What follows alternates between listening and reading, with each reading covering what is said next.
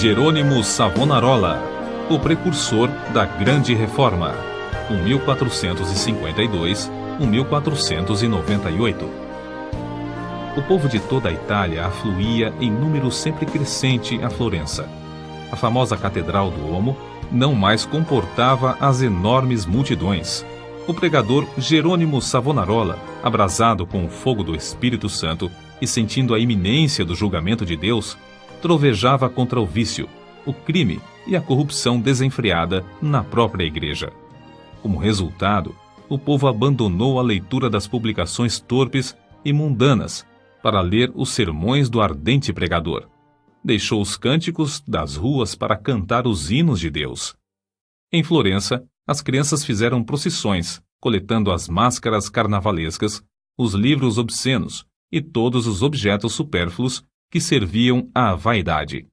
Com isso, formaram em praça pública uma pirâmide de 20 metros de altura e atearam-lhe fogo.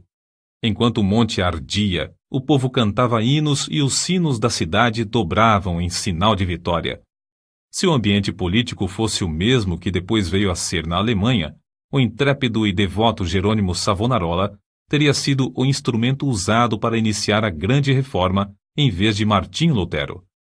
Apesar de tudo, Savonarola tornou-se um dos ousados e fiéis arautos que conduziram o povo à fonte pura e às verdades apostólicas registradas nas Sagradas Escrituras. Jerônimo era o terceiro dos 7 filhos cultos e mundanos, mas de grande influência. Seu avô paterno era um famoso médico na corte do Duque de Ferrara, e os pais de Jerônimo planejavam que o filho ocupasse o lugar do avô. No colégio, era aluno esmerado, mas os estudos da filosofia de Platão e de Aristóteles deixaram-lhe a alma sequiosa.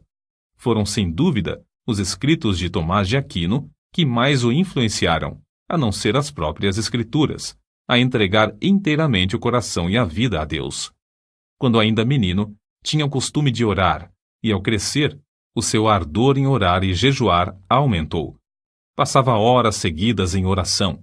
A decadência da igreja, cheia de toda a qualidade de vício e pecado, e ainda o luxo e a ostentação dos ricos, em contraste com a profunda pobreza dos pobres, magoavam-lhe o coração. Passava muito tempo sozinho nos campos e à beira do rio Pó, em contemplação perante Deus, ora cantando, ora chorando, conforme os sentimentos que lhe ardiam no peito. Quando ainda jovem, Deus começou a falar-lhe em visões. A oração era a sua grande consolação. Os degraus do altar, onde se prostrava horas a fio, ficavam repetidamente molhados de suas lágrimas. Houve um tempo em que Jerônimo começou a namorar certa moça florentina. Mas quando ela mostrou quanto era desprezível que um membro de sua orgulhosa família Strozzi pudesse se unir a um Savonarola, Jerônimo abandonou para sempre a ideia de casar-se. Voltou a orar com crescente ardor. Enjoado do mundo, desapontado acerca dos seus próprios anelos, sem achar uma pessoa compassiva a quem pudesse pedir conselhos, e cansado de presenciar as injustiças e perversidades que o cercavam, coisas que não podia remediar, resolveu abraçar a vida monástica. Ao apresentar-se no convento, não pediu o privilégio de se tornar monge, mas rogou que o aceitassem para fazer os serviços mais vis, da cozinha, da horta e do mosteiro. Na vida do claustro, Savonarola passava ainda mais tempo em oração, jejum e contemplação perante Deus.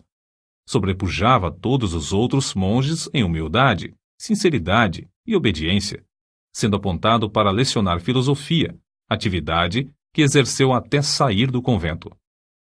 Depois de passar 7 anos no mosteiro de Bolonha, Jerônimo foi para o convento de São Marcos em Florença. Grande foi o seu desapontamento ao ver que o povo florentino era tão depravado como os dos demais lugares. Até então ainda não reconhecia que somente a fé em Deus salva o pecador. Ao completar 1 ano no convento de São Marcos, foi apontado instrutor dos noviciados e, por fim, designado pregador do mosteiro. Apesar de ter ao seu dispor uma excelente biblioteca, Savonarola utilizava-se mais e mais da Bíblia como seu livro de instrução. Sentia cada vez mais o terror e a vingança do dia do Senhor que se aproxima e, às vezes, entregava-se a trovejar do púlpito contra a impiedade do povo. Eram tão poucos os que assistiam às suas pregações que Savonarola resolveu dedicar-se inteiramente à instrução dos noviciados. Contudo, como Moisés, não podia escapar à chamada de Deus. Certo dia, ao dirigir-se a uma feira, teve repentinamente uma visão dos céus abertos por onde passavam, perante seus olhos, todas as calamidades que sobrevirão à igreja. Então, lhe pareceu ouvir uma voz do céu ordenando-lhe anunciar aquelas coisas ao povo. Convicto de que a visão era do Senhor, começou novamente a pregar com voz de trovão.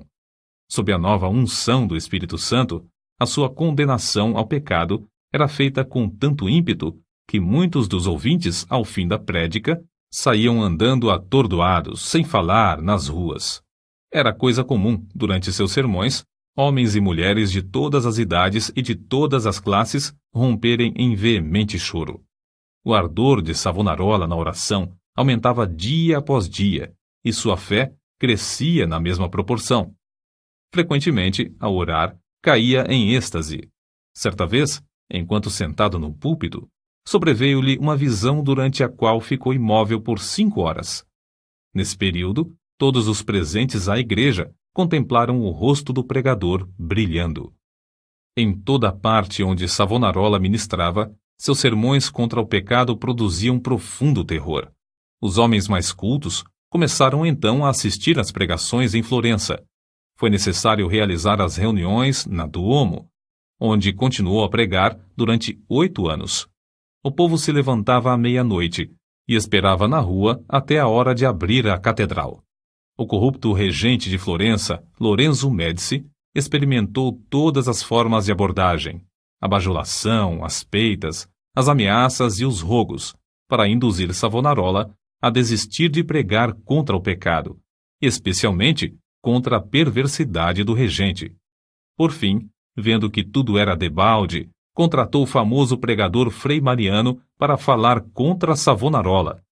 Frei Mariano pregou um sermão, mas, pelo fato de o povo não ter prestado atenção à sua eloquência e astúcia, ele não ousou continuar. A essa altura, Savonarola profetizou que Lorenzo, o Papa e o rei de Nápoles morreriam dentro de 1 ano, e assim sucedeu. Depois da morte de Lorenzo, Carlos VIII da França invadiu a Itália, e a influência de Savonarola aumentou ainda mais. O povo abandonou a literatura torpe e mundana para ler os sermões do famoso pregador. Os ricos socorriam os pobres em vez de oprimi-los. Foi nesse tempo que o povo fez a grande fogueira na Piazza da Florença e queimou grande quantidade de artigos usados para alimentar vícios e vaidade. Não cabia mais, na Grande Duomo, o seu imenso auditório.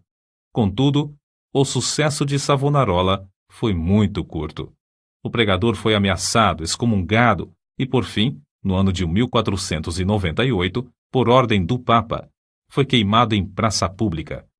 Com as palavras "O Senhor sofreu tanto por mim", terminou a vida terrestre um dos maiores e mais dedicados mártires de todos os tempos.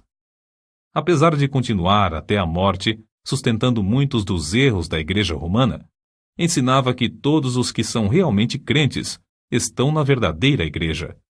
Alimentava continuamente a alma com a palavra de Deus. As margens das páginas da sua Bíblia estão cheias de notas escritas enquanto meditava nas Escrituras. Conhecia uma grande parte da Bíblia de cor e podia abrir o livro instantaneamente e achar qualquer texto. Passava noites inteiras em oração e recebia revelações quando em êxtase ou por meio de visões. Seus livros sobre a humildade, a oração, o amor e outros temas continuam a exercer grande influência sobre os homens. Destruíram o corpo desse precursor da grande reforma, mas não puderam apagar as verdades que Deus, por seu intermédio, gravou no coração do povo.